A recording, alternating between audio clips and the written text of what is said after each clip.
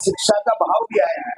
अगर ये जो साथी और जो नेता वाले लोग बैठे हैं, अगर ये समय की नजाकत को नहीं समझते तो हम LLB किए हुए नहीं होते, राउंड कस्बा सैनिक स्कूल में पढ़ा हुआ नहीं होता, या यहाँ पर शिक्षा हमारी बेटियां जो बैठी हैं, चाहे वो सुचित्रा आर्य जी हो, चाहे वो गायत्री जी हो, चाहे वो शारदा जी हो, चाहे कोई भी हो, पायल सैनी जी हो। आपने देखा पायल सैनी जी का, एक किसान की बेटी है, कितना शानदार भाषण था। तो ये सब चीजें आपके कारण से हुई है। आपने कहा कि मैं चाहे एक टाइम भूखा रह जाऊंगा, लेकिन मेरा बेटा और बेटी पढ़ना चाहिए।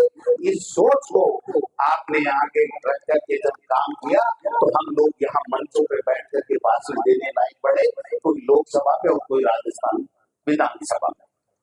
लेकिन दुर्भाग्य ये है कि जब सरकारें आने के बाद में जब चुनाव आते हैं, तो चुनाव आते आते वक्त हम उन सरकारों का मूल्यांकन करना भूल जाते हैं। 5 साल सरपंच काम करता है, 5 साल वो दिन रात अगर मेहनत करता है, तो उसकी मेहनत का मूल्यांकन सही नहीं होगा, तो ऐसे लोग आ जाएंगे जो भ्रष्टाचार को जन्म देंगे, भ्रष्टाचार को चरम पे पहुंचाएंगे। मैं समझता हूँ कि ये सोचना पड़ेगा। लोग आते हैं, चाहे जिसमें एक राजनीति इतनी खराब हो गई है कि चाहे जिस पे आरोप लगा देता है, कोई जिम्मेदारी नहीं बनती है, और लोग बाग इस मीडिया के माध्यम से सुन के माहौल बना लेते हैं कि नहीं भाई ये काम तो हुआ ही होगा यार, देख वो टीवी वाला बोल रहा था, वो व्हाट्सएप के ऊपर आ गया। आज तक तो ये सोशल मीडिया है। मेरे को कई लोग कहते हैं डोटा जलाती थे, ठरता ठीक थे वो सरकार के खिलाफ। मैं थाने के मेरो बाबा बोले मैंने मेरो बोलते है ना व्हाट्सएप के ऊपर दिखा रहा है कि डोटा जरोना बात बोली है।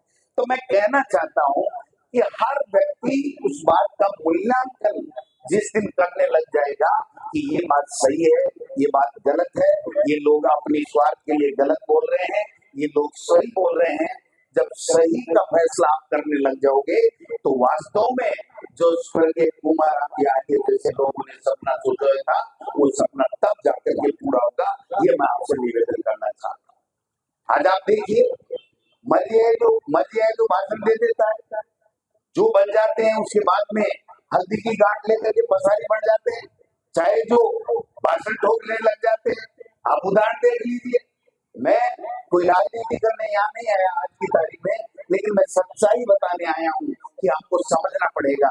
आज जब सरकार बनी भारतीय जनता पार्टी की, कैसे फैसले हुए, कैसे मुख्यमंत्री का चयन हुआ, क्या आपको आप में से ईमानदारी से बताइए, दिल पे हाथ रख करके, कि एक भी व्यक्ति यहाँ बैठा है और उसने सोचा था कि क्या भजन लाल जी मुख्यमंत्री बनेंगे?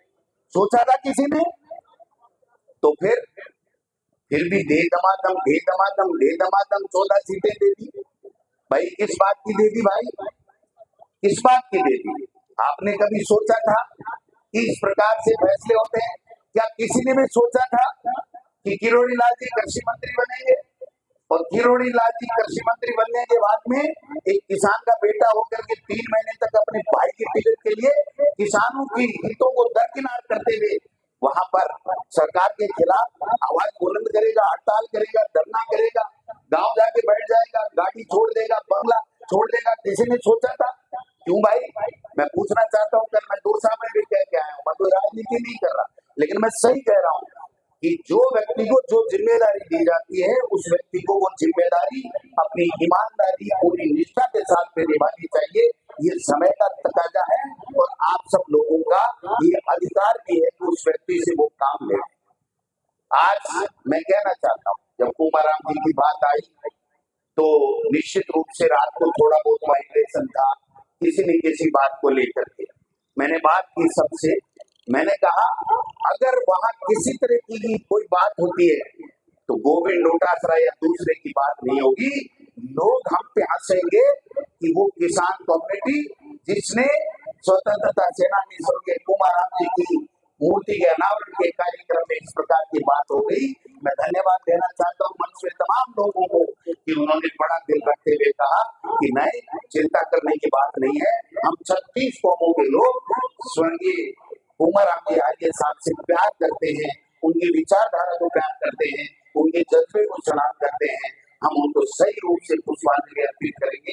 आप लोग आइए। मेरी पत्नी कल से हॉस्पिटलाइज है, लेकिन मैं कल मेरी पार्टी के काम दोसा गया, टोंक उजियारा गया, वहां पर टोंक में देवली उजियारा गया। मैंने पूछा, मैंने कहा भाई तेरा आज ऑपरेशन है तो मुझे क्या करना चाहिए? बोले हमको तो आप कभी छोड़ चुके हो, आप पार्टी के लिए काम कर रहे हो, आपके लिए पार्टी बनी होनी चाहिए। मेरे पास मेरे दो बेटे हैं, गोविंद डोटासरा को उन्होंने कहा कि आप जाइए अपना काम कीजिए, और आज अभी छुट्टी नहीं मिली, लेकिन उसने कहा कि चिंता करने की बावजूद आवश्यकता नहीं है। स्वर्गीय कुमाराम जी की मूर्ति का अनावरण है, अगर आपने हाँ भरी है तो चाहे कुछ भी हो जाए पीछे से, लेकिन आपको जाना चाहिए। ये हमारा जो कमिटमेंट है वो कमिटमेंट बोलता है। और एक मंत्री 3 महीने तक बैठा है, भवानी रोड गई, भवानी रोड गई, और भाई को टिकट मिलते ही भवानी जाग गई। क्या तमाशा लगा रखा है? कृषि मंत्री बनते ये कहते हैं, कोई टोकने वाला नहीं है इनको, कृषि मंत्री बनते ही कहते हैं कि किसान की आदत पड़ गई है कि वो लोन लेगा और फिर नहीं चुकाएगा। मैं समझता हूँ कि मोदी जी किस मुंह से यहाँ आकर के देश में प्रदेश में भाषण देते हैं कि आपका कृषि मंत्री जो किसानों की बहबूदी के लिए, किसानों को ज्यादा से ज्यादा केंद्र और राज्य सरकार के बजट का फायदा मिले, किसान का बेटा कैसे आगे बढ़े, उसकी अच्छी शिक्षा कैसे हो, इसके लिए सरकारें बनाई है, मंत्री बनाए, मुख्यमंत्री बनाए, प्रधानमंत्री बनाए। क्या योगदान नहीं है क्या आपका? और वो ये कह रहा है कि किसान की आदत बन गई है। अरे भाई, आदत तो आपकी बन गई है। खुद मंत्री, भतीजा एमएलए और भाई के लिए अनशन लेकर के सरकार के खिलाफ आप बात करने लगे। किसान सरकार को आपने क्रिटिसाइज करने का काम कर लिया, और टिकट मिलते ही भर्त मिलाप करने लगे, मंच के ऊपर भर्त मिलाप देखा नहीं नॉमिनेशन वाले दिन। तो ये सब चीजें समझनी पड़ेगी। मैं कोई बीजेपी कांग्रेस की बात करने नहीं आया। अगर कोई बीजेपी में भी अच्छा काम करता है, किसान के कल्याण के लिए काम करता है, तो उसको आप आगे बढ़ाइए, हमें किसी तरह की तकलीफ नहीं है। मैं उन व्यक्तियों में से हूँ, मैं उन व्यक्तियों में से हूँ जो किसी की लकीर को मिटा करके अपनी छोटी लकीर को बड़ी दिखाना चाहता है। मैं उन व्यक्तियों में से हूँ जो दूसरे की लकीर से बड़ी लकीर लगाने लिखने के लिए, बड़ी लकीर खींचने के लिए अब दिन रात मेहनत करता, सबको साथ लेकर के चलता है। मेरे लक्ष्मणगढ़ के अंदर मुझे 36 कौम के लोग प्यार करते हैं, 36 कौम के लोग वोट देते हैं, वरना मैं डायरेक्टर बना, प्रधान बना, और 4 बार मुझे एमएलए बनाया। जब से मैं बना उसके बाद में प्रधान जो मैंने कांग्रेस पार्टी का चाह तो कांग्रेस पार्टी का बनाया, वो इसलिए बनाते हैं कि मैं सच्ची बात करता हूँ, मैं नकली बात नहीं करता, झूठी बात नहीं करता। मंच से भाषण कई नेता देते हैं, हम 36 लोगों के 36 कौम की बात करते हैं, और जब समय आता है, जब उस किसान को 36 कौम के लोगों को तकलीफ होती है, तो वो एक तो कौम की बात करके अपनी तीसरी कर लेते हैं, आपसे मुंह मोड़ लेते हैं। ऐसे लोगों से सावधान रहने की आवश्यकता है। अगर हम ये कर लेंगे तभी तो इन मूर्तियों की सार्थकता होगी, तभी तो इनके सपनों को पंख लगेंगे। अगर हम यहाँ गोलमाल करेंगे, इस मूर्ति में क्या है साहब, मूर्ति लगे नहीं लगे, अगर उसका सम्मान नहीं है, उनकी विचारधारा को आगे बढ़ाने की हमारे मन में जज्बा नहीं है, उनके जो पद चिन्ह है उनके ऊपर चलने की बात नहीं है, उनके जो सपने हैं उनको पूरा करने का जज्बा हमें नहीं है, तो फिर मूर्ति लगाने से कोई फायदा नहीं है। मूर्ति तभी लगनी चाहिए और मूर्ति का सम्मान हो, और जिस व्यक्ति की मूर्ति लगती है ना, वो 36 कौमों में उस पूरे देश और प्रदेश के लोग उसको प्यार करते हैं, उसकी विचारधारा को पसंद करते हैं, तब उसकी मूर्तियां लगती हैं। तो उस मूर्तियों से प्रेरणा लेने की आवश्यकता पड़नी चाहिए, और उस आवश्यकता अगर हम लेंगे, अगर हम उससे प्रेरणा लेंगे तभी तो हमारा भला होने वाला है। अगर हम यही कह देंगे कि साहब, मैं एक बार गया था गुजरात में, मेरे को मेरी पार्टी ने लगाया था, बहुत समय पहले की बात है, तो एमएलए बनने के बाद में 2008 में मैं बन गया था। तो मेरा वहाँ स्वागत हुआ, 500-700 लोगों ने स्वागत किया, खाना खिलाया, अपने राजस्थान के लोग मिल गए, जयकारी की, मालाएं, शोल जो आप उड़ा रहे थे वैसे उड़ाया। लास्ट में 1-2 व्यक्ति जो मेरे खास थे, उनको मैंने इधर बुला के पूछा कोने में कि यार स्वागत तो जोरदार है, कांग्रेस के वोट कथा गावगा भी आवेगा नहीं? बोले भाई जी अमाउंट ये की बोलते हैं।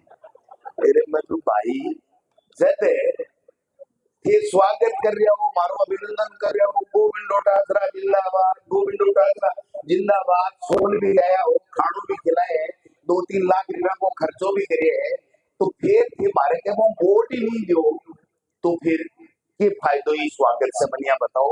ये माड़ा की तो मेरे शौक बोली, खाऊं मेरे घर खाऊं, भगवान दे रहा क्यों है, मेरा बाबा मेरा दादा दादी मेहनत कर करके आज की जागीरदारी अधिनियम खत्म हो, टीनेज एक्ट लागू हुई हो ना, तो बीघा मायने 365 बीघा जमीन हमारे दादा के भी आएगी, चाहे टीबा की, लेकिन बात जमीन आएगी तो बीच मेरो काम आराम से चले, मेरा टावर भी पड़े लगा, तो थे भाई वो स्वागत मेरो क्यों कर रहे हो।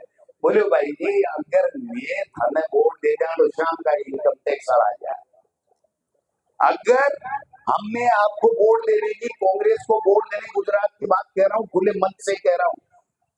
फिर मैं एक प्रोग्राम में गया, माइनॉरिटी का प्रोग्राम था, तो माइनॉरिटी का प्रोग्राम में गया तो मैंने जोर जोर से, वहां नया नया आदमी था, एमएलए बना हुआ था, आवाज तेज थी, वकील था, तो मैंने भाषण ठोक दिया। तो एक बड़े सफेद दाढ़ी वाले मौला जी बैठे थे कि भैया इधर आपको एमएलए बन गया क्या। मैंने कहा बन गया। बोले थोड़ा यहाँ गुजरात में भाषण धीरे दे, थोड़ा थोड़ा धीरे बोल। मैंने कहा क्या हो गया, मैंने कोई गलत बोल दिया क्या। बोले गलत नहीं बोला, इतना सच्चा बोल गया, लेकिन इतने सच्चे की आवश्यकता नहीं है। शाम को हमारे मोहल्ले में लोग टाइट जलाने आ जाएंगे, हमारी बहन बेटियों का निकलना मुश्किल कर देंगे। ये जो माहौल पैदा हो गया है, इस माहौल से निजात दिलाने के लिए हमको 36 कौमों को एक होना पड़ेगा।